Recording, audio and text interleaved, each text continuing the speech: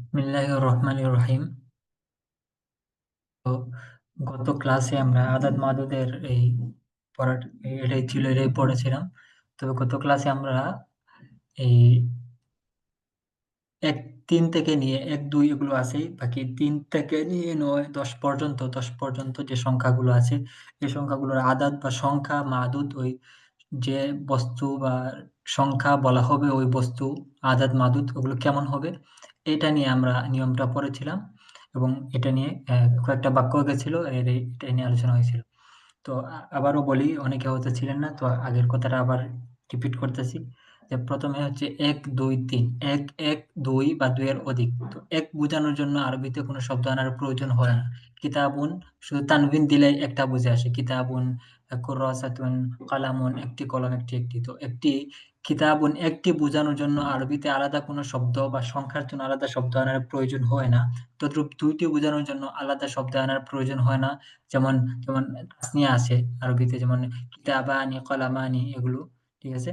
কিতাবানি, কলামানি এগুলো হলো যে একবচন, দ্বিবচনে শুধুমাত্র ইসিম বা ফেইলের একবচন বা দ্বিবচন ব্যবহার করবেন। যদি একবচন হয় তাহলে কিতাবুন, ইমরাতুন। যদি দুবচনের ২ টা বোঝানোর উদ্দেশ্য তাহলে আপনি ওই যে শব্দটি আছে ওই শব্দের তাসনিয়া বা দ্বিবচনের শব্দ নিয়ে আসবেন, তাহলে ওই ২ টার অর্থ দিয়ে দিবে। যেমন কিতাবুন, কিতাবানি, ইমরাতুন, ইমরাতানি, রাজুলুন, রাজুলানি এরকম।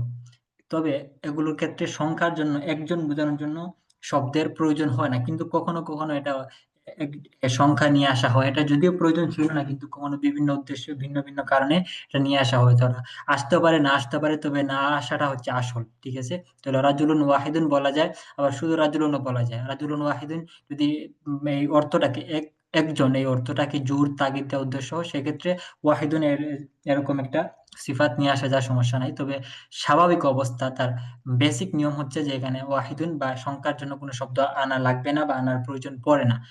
তারপরে কি কথা, তাসনিয়া বা দ্বিবচনের শব্দগুলোর ক্ষেত্রে ২ টা বোঝানোর জন্য ২ জন লোক, ২ টা কিতাব, ২ টা কলম এগুলো বোঝানোর জন্য তদ্রুপ রাজুলানি, কিতাবানি, কলামানি, সাআতানি এই একটা শব্দের শুধু আলিফ নুন যুক্ত করে তার তাসনিয়া বা দ্বিবচনের সিগা বা শব্দ তৈরি করার দ্বারাই ওই শব্দ থেকে ২ টি অর্থ উঠে আসে, অর্থ দিয়ে দেয়।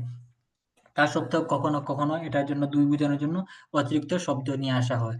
তো যেমন বলা হয় রাজুলানি ইনদি কিতাবানি, আমার কাছে ২ টি কিতাব আছে। তো কেউ চাইলে ইনদি কিতাবানি ইসনানি, ইনদি রাজুলানি ইসনানি এটা বলতে পারে। তবে না বলাটা হচ্ছে স্বাভাবিক আর বলাটা হচ্ছে অস্বাভাবিক। এটা কখনো আসতে পারে। স্বাভাবিক নিয়ম হচ্ছে না আসা। তো এগুলো হলো ১, ২ বোঝানোর অর্থাৎ ১, ২ এটা বোঝানোর জন্য আলাদা কোনো সংখ্যা বোঝানোর জন্য আলাদা শব্দের প্রয়োজন হয় না। এটাই হলো। তারপর তদ্রূপ ২ এর অধিক। ২ এর অধিক কয়েকটি, নির্দিষ্ট না। ২ এর চেয়ে বেশি, কিন্তু সংখ্যাটি কত? ৩, ৪, ৫, ৬ কটা? এই সংখ্যা নির্দিষ্ট না। একটা অনির্দিষ্ট সংখ্যা। সেটা বোঝানোর জন্য সংখ্যার জন্য আলাদা কোনো শব্দের প্রয়োজন হয় না। বরং একটা শব্দের যে জমা বা বহুবচনের যে শব্দ আছে ওই শব্দটি নিয়ে আসার দ্বারাই ওই কতক, ২ এর অধিক সংখ্যা এটা বুঝে আসে। যদি সেই সংখ্যাটি অনির্দিষ্ট হয়। যেমন কয়েকটি বই, কুতুবুন, কয়েকটি কলম, আকলামুন, কয়েকজন মহিলা, এটা মহিলারা থাক, কয়েকজন পুরুষ, রিজালুন। তো ওই শব্দের শুধুমাত্র বহুবচন আনার দ্বারাই ওই কয়েকজন, ২ এর অধিক এই অর্থটি উঠে আসে। কিন্তু এই কথাগুলো হচ্ছে ১ জন, ২ জন বা ২ এর অধিক, একাধিক, ২ এর অধিক, কিন্তু ওই সংখ্যাটি অনির্দিষ্ট। অনির্দিষ্ট একটা সংখ্যা। কয়েকজন কজন? এই সংখ্যা নির্ধারিত না।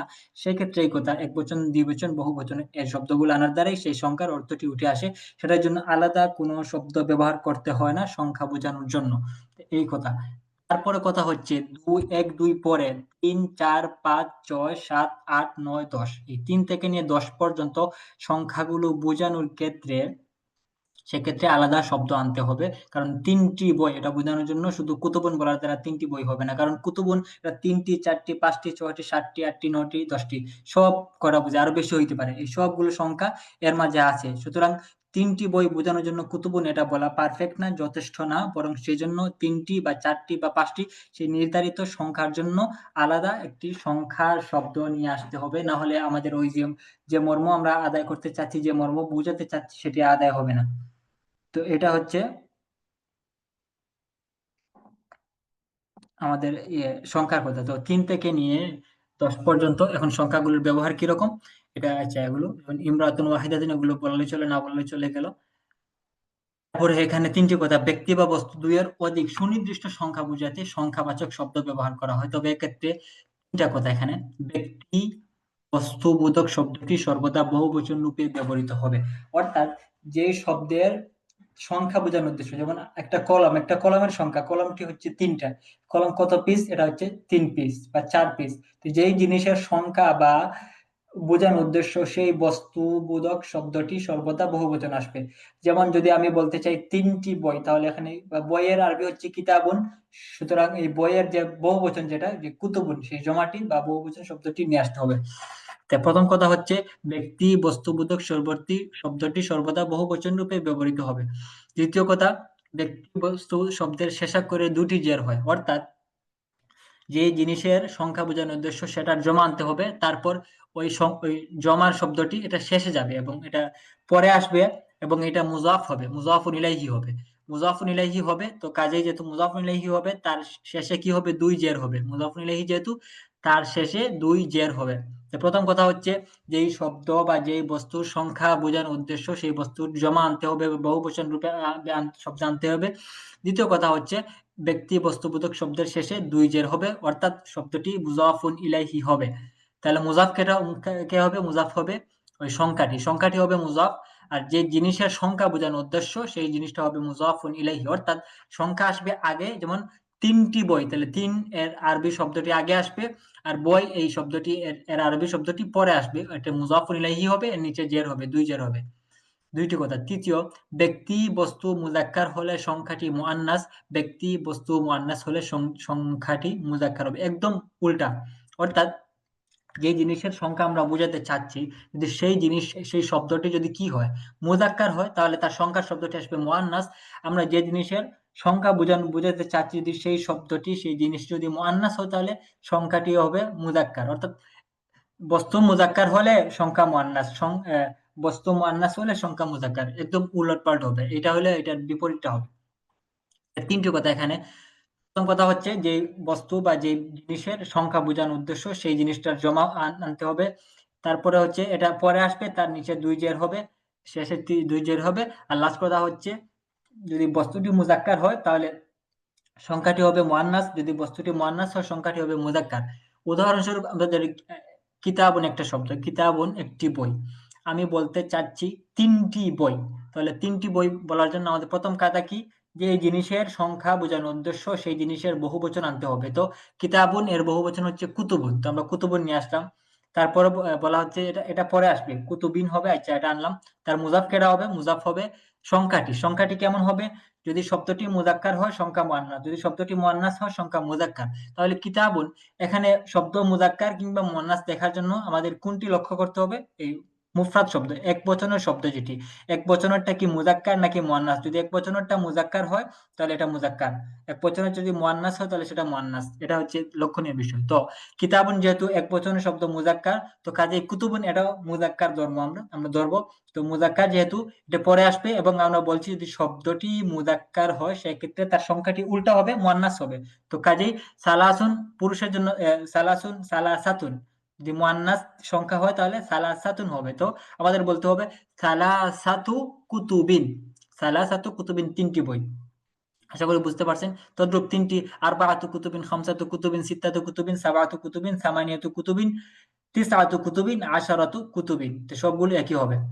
এখন উল্টা আসেন, যদি যেই শব্দের আমরা জমা বলতে চাচ্ছি যদি সেই শব্দটি মুআন্নাস হয় তাহলে সংখ্যাটি হবে মুযাক্কার। যেমন ধরেন একটা শব্দ নিলাম মাদ্রাসাতুন। মাদ্রাসাতুন বাদ দেন, একটা শব্দ যেমন ধরেন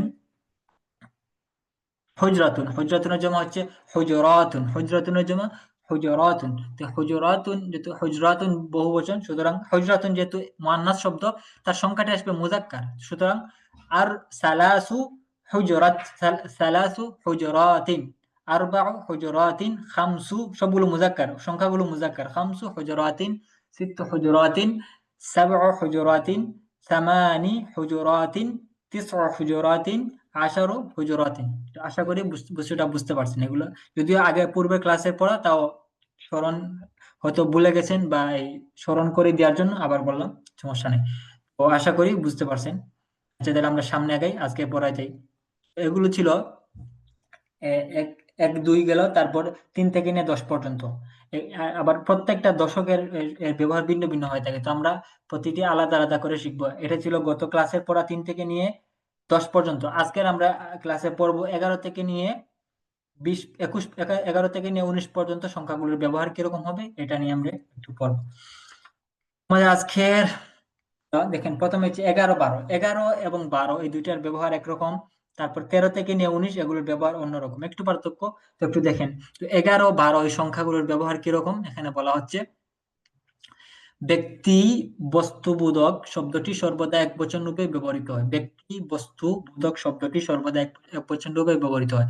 11, 12 এই দুই সংখ্যার ক্ষেত্রে যে জিনিসের সংখ্যা, 11টি বই, 11টি কলম, 11টি দরজা, 11টি ঘর, 11টি বাড়ি, তো যে জিনিসের বা যে বস্তুর সংখ্যা বোঝানো 11, 12 এটা বোঝানোর উদ্দেশ্য ওই বস্তু বা ওই জিনিসের শব্দটি কি হবে, একবচন হবে। এখানে বহুবচন হবে না, একবচন হবে। এটা হচ্ছে তার প্রথম ডিমান্ড, প্রথম শর্ত বা প্রথম ব্যবহার। দ্বিতীয় শর্ত হচ্ছে ব্যক্তি বস্তুবোধক শব্দের শেষাক্ষরে দুটি জবর হবে। আমরা 3 থেকে নিয়ে 10 পর্যন্ত বলেছিলাম যে শব্দটি বহুবচন হবে এবং তার শেষে 2 জের হবে। আর 11, 12 এই দুইটা ক্ষেত্রে বলা হচ্ছে শব্দটি একবচন হবে এবং তার শেষে 2 জবর হবে। আগেরগুলো জের ছিল, এখানে ছিল জবর। একটু লক্ষ্য রাখতে হবে বিষয়গুলো, সূক্ষ্ম বিষয়। এখন আমি প্রতিদিন একটা একটা করে নিয়ম দিচ্ছি, কম কম করে, যাতে একটা একটা করে আপনারা আয়ত্ত করেন। তো যদি কোনো কারো যদি ক্লাস একান্ত মিস হয়ে যায়, তাহলে এর পরের ক্লাসের আগে আপনারা একটু করে আগের পড়াটা একটু পড়ে নিন, তাহলে বিষয়গুলো সহজে আয়ত্ত করতে পারবেন। আস্তে আস্তে পড়লে, একসাথে পড়লে সবগুলো একদম গোলক দাদার মতো মাথায় ঘুরবে, কাজ করবে না। তো তারপর ব্যক্তি বস্তুর সংখ্যা 11, 12 হলে ব্যক্তি বস্তুবোধক শব্দটি সর্বদা একবচন রূপে ব্যবহৃত হয়। দ্বিতীয়, ব্যক্তি বস্তুবোধক শব্দের শেষাক্ষরে দুটি জবর হবে। একবচন এবং দুটি জবর হবে, দুইটা বিষয়। আগের চেয়ে পুরা ভিন্ন। আগের ছিল বহুবচন হবে, দুইটি জের হবে, এখানে একবচন হবে, দুটি জবর হবে, দুইটা। 3 নম্বর ডিমান্ড, 3 নম্বর শর্ত, ব্যক্তি বস্তু মুযাক্কার হলে সংখ্যাটি উভয় অংশে মুযাক্কার, ব্যক্তি বস্তু মুয়ান্নাস হলে সংখ্যাটি উভয় অংশে মুয়ান্নাস। এগুলোর ব্যাপার একটু ভিন্ন। যেমন আহাদা আশারা, আহাদা আশারা, আহাদা, ইহদা আশারা, আহাদা আশারা, যাই বলেন, এগুলোর শেষে কি হবে, প্রথমটি দুইটা শব্দ। 11 সংখ্যা কি, আহাদা আশারা অথবা ইহদা আশারাতা। আহাদা হচ্ছে, আহাদা যদি বলা হচ্ছে যদি ব্যক্তি বা বস্তু যদি মুযাক্কার হয়, যেমন ধরুন কিতাব, কিতাব একটা শব্দ, 11টি কিতাব বলা, তাহলে আহাদা এটাও মুযাক্কার, আশারা এটিও মুযাক্কার, উভয় অংশ মুযাক্কার হবে। তাহলে 11টি বই, আহাদা, দা এর উপর জবর হবে, আহাদা আশারা কিতাবান। 11টি মাদ্রাসা, তাহলে মাদ্রাসা, 11 এর আহাদুর এর মুয়ান্নাস হচ্ছে ইহদা, আর আশারা এর মুয়ান্নাস আশারাতা। তো 11টি মাদ্রাসা, ইহদা আশারাতা মাদ্রাসাতান, ইহদা আশারাতা মাদ্রাসাতান। তো এখানে বলা হচ্ছে ব্যক্তি বা বস্তু যদি মুযাক্কার হয় তাহলে আহাদা এবং আশারা দুটি অংশ মুযাক্কার হবে। যদি ব্যক্তি বা বস্তু মুয়ান্নাস হয়, দুটি অংশ মুয়ান্নাস হবে। দুটি অংশ মুযাক্কার হবে যদি শব্দ মুযাক্কার হয়। বাইতুন 11টি বাড়ি, আহাদা আশারা বাইতান 11টি বাড়ি, 11টি মাদ্রাসা, ইহদা আশারাতা মাদ্রাসাতান। তো 12 ক্ষেত্রে কি কথা, 12টি, 12 জন পুরুষ। ইসনা, ইসনানি না, ইসনানি ছিল দুই, যখন দুইটা একসাথে বলা হবে তখন নুনটা পড়ে যাবে। ইসনা আশারা রাজুলান 11 জন লোক, ইসনা আশারা রাজুলান 11 জন লোক। যদি শব্দটি মুয়ান্নাস হয়, বাক্যের বা সংখ্যার দুটি অংশ মুয়ান্নাস হবে, যেমন ইমরাতুন মহিলা, 12 জন মহিলা, ইসনাতা আশারাতা ইমরাআতান, ইসনাতা আশারাতা ইমরাআতান 12 জন মহিলা। তো কি বলা হলো, বলা হলো যে এখানে যদি যে সংখ্যা, যে বস্তুর সংখ্যা বলা উদ্দেশ্য হবে, সেই বস্তুটি একবচন হবে এবং তার শেষাক্ষরে দুটি জবর হবে, এবং যদি শব্দটি মুযাক্কার হয় দুটি অংশ মুযাক্কার হবে, শব্দটি যদি মুআন্নাস হয় তাহলে দুটি অংশ মুআন্নাস হবে। এই বিষয়টা, এই 11, 12 এর বিষয়টা বুঝতে পারছেন কিনা? তাহলে বলেন, কেউ একজন বলেন যে বুঝছেন কিনা। জি উস্তাদ। আচ্ছা, আমি তাহলে একটু ইয়ে করি, টেস্ট করি। আপনারা বলেন 11টি কলম, এটার আরবি বলেন। জি উস্তাদ। 11টি কলম। 11টি কলম। হুম। আহাদা আশারা কলামুন। কালা, শেষে 2 জবর হবে শব্দ। কলামান, আহাদ আহাদা আশারা আশারা কলামান। হ্যাঁ, মাশাআল্লাহ। এখন আরেকটি শব্দ বলেন, 12টি, হ্যাঁ, মাদ্রাসা, মাদ্রাসা, 12টি মাদ্রাসা। 12টি মাদ্রাসা। ইসনাতা আশারাতা মাদ্রাসাতান। মাশাআল্লাহ। আচ্ছা, 11 জন মহিলা। ইহদা আশারাতা ইমরাআতান। হুম তাহলে বুঝতে বুঝতে পারছি, মোটামুটি ক্লিয়ার। তাহলে আমরা সামনে আগাইতে পারি, কি বলেন? নাকি আজকে এটাই থাকবো, নাকি আরো কোনো নিয়ম দিব, কি বলেন? উস্তাদ যে ওই যে উপরে একটা বিষয় আমার কাছে খটকা লাগছে। বলেন। ওই যে আরো উপরে, আরো উপরে, হ্যাঁ। আর একটু উপরে ওই যে এখানে সালাসাতু নিসওয়াতিন। ও, এটা গত ক্লাসে বলে দিয়েছিলাম, এটা ভুল আছে। তা এখানে আসবে না, সালাসু হবে। সালাস পিডিএফ জি। ভুল হয়, হ্যাঁ। এটা তা থাকবে না এখানে, বুঝতে পারছেন? জি জি আলহামদুলিল্লাহ। এখানে তা হবে না। আচ্ছা, তারপরে একই কথা ইয়েতে, ও সিট ধাতু, এখানে তা হবে না। সিত্তু হবে, এটা তা হবে না। তো মাদারিকা। হ্যাঁ। তারপর সালাসাতু ঠিক আছে, আর বাহাতু কুতুবিন ঠিক আছে, সিত্তাতু মাসাজিদের সব ঠিক আছে। ঠিক আছে? এখন কি 11, 13 থেকে 19 পর্যন্ত বাকি নিয়মটা দিব, নাকি আজকে এটুকুই থাকবো? আপনাদের, যদি আপনারা বুঝেন যে একটু থাকলে ভালো হয়, আয়ত্ত করতে সহজ হবে, তাইলে থাক। তারও কোনো প্রয়োজন নেই। যদি বলেন না সামনে আগানো যায়, তাহলে আরো সামনে আরো পড়াই। কি বলেন? উস্তাদ জি আপাতত ক্লাসগুলো থাকুক, কারণ আমার তো আগের ক্লাসটা মোতালা করি নাই। তাইলে হ্যাঁ, এটাই ভাবতেছি। তাইলে আহ 1 থেকে 1, 2, তারপরে 3 থেকে নিয়ে 10, তারপর 11, 12। এই নিয়ম, এগুলো একটু ভালো করে পড়বেন। আর সামনের ক্লাসে আপনাদের থেকে আমি ১ম এ শুনবো যে আপনার কতটুকু আয়ত্ত হইলো, তারপরে নতুন পড়া দিব। ঠিক আছে? জি ইনশাল্লাহ। ইনশাআল্লাহ। আচ্ছা, এখন আজকে যে আর ১-২ টা করি, বাক্য ধরি, তারপরে ক্লাস শেষ করে দিব। আচ্ছা, এখন বলেন। আচ্ছা, ভুল হইতে পারে, ভুল সমস্যা নাই। আপনি বলবেন, যেটা আপনার মাথায় আসে এটাই বলবেন। অ্যা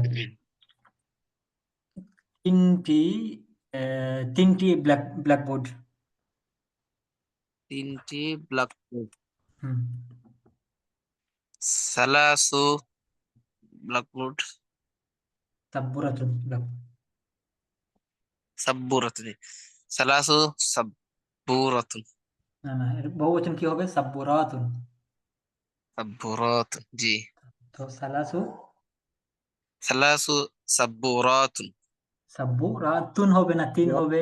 তিন তিন হবে তিন। সালাসু সাব্বুরাতিন। হ্যাঁ, সালাসু সাব্বুরাতিন। আচ্ছা, তারপরে বলেন আ আ ৪ টি শহর। 4টি শহরের শহর। শহরের আরবি কি যেন বলেন তো?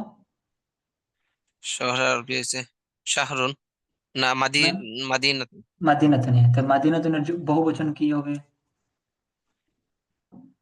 মাদিনাতুন। উম, মুদুনুন। মুদুনুন। হ্যাঁ, তাহলে বলেন ৪ টি শহর। আরবাউ মুদুনিন। হুম, আরবাউ মুদুনিন। হ্যাঁ। আচ্ছা, তাহলে মাশাআল্লাহ। এখন বলেন উম ৯ জন মহিলা। 9 জন মহিলা। হুম, উম, সাবুন তিসউ নিসাইন। তিসউ নিসাইন বা নিসওয়াতিন। হ্যাঁ, ঠিক আছে। আচ্ছা, আচ্ছা, আচ্ছা। তারপরে বলেন ১০ জন পুরুষ। 10 জন পুরুষ। 10 জন তো আশার আশারা রজু আশারা রিজালিন। আশা, আশারা আশারা কেন হবে? ১০ জন আশারাতা রিজাল। আশারাতু। আশারাতু জি জি। আশ আশারাতু রিজাল। ১০ জন লোক আশারাতু রিজালিন। তারপরে বলেন ১০ টি মাদ্রাসা। 10টি মাদ্রাসা। আশারাতু মাদারিসা। হুম, আশারাতু কেন হবে? মাদ্রাসাতুন তো মুয়ান্নাস। জি। আশারু মাদারিসিন হবে না। আশারু মাদা রিসা রিসা। এটা একটু ভিন্ন। এটা এই যে গায়রু মুনসারিফের নিয়ম পড়ছিলাম। গায়রু মুনসারিফের ক্ষেত্রে জেরের সময় কি হয়? আয়েশা তাগুলোর মতো। জেরের সময় জবর হয়। বুঝছি। কিতাবু আয়েশা তা বললাম না? ওরকম। আচ্ছা। জি। তাহলে এগুলো একটু করবেন। একটু চর্চা দরকার। একটু তামরিন করলে ঠিক হয়ে যাবে ইনশাআল্লাহ। আজকে আর জি। নতুন করে পড়া দিলাম না। আপনারা আগের পড়াগুলো একটু দেখে নিয়েন। সামনের জি। ক্লাসে ইনশাআল্লাহ আর পড়বো। তাহলে আর কারো কিছু জিজ্ঞেস করার থাকলে করেন। না, ঠিক আছে? তাইলে থাক। ওকে। পড়েন। ইনশাআল্লাহ সামনের ক্লাসে নতুন পড়া পড়বো। ভালো থাকেন। আসসালামু আলাইকুম। আসসালামু আলাইকুম রহমতুল্লাহ। ওয়ালাইকুম আসসালাম।